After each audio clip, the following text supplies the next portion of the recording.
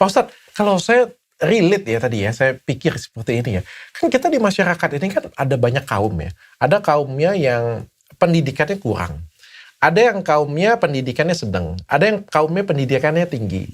Dan akhirnya beberapa pendidikan tinggi ini kan menjadi pemimpin. Sebenarnya kalau misalnya kita memilih pemimpin yang bagus, pemimpin yang soleh, pemimpin yang punya integritas, pemimpin yang tinggi, harusnya bisa memimpin semuanya ini.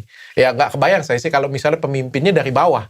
Dari atas saja masih banyak yang nggak benar, Pak Ustadz. Apalagi dari di bawah. Berarti penting sekali dalam agama Islam itu memilih pemimpin yang baik, Pak Ustadz. Tentu saja.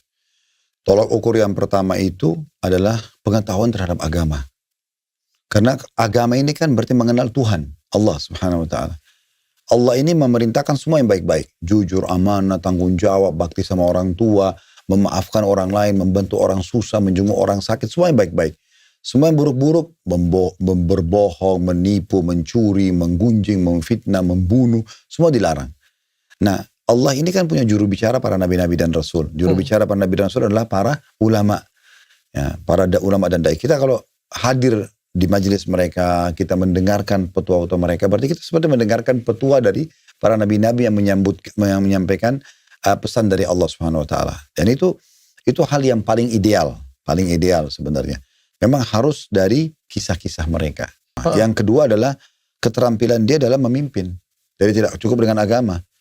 Jadi ada kepribadian dia memang yang memimpin. Biasanya ini apakah itu faktor internal karena keluarganya atau faktor eksternal karena pendidikan lingkungannya.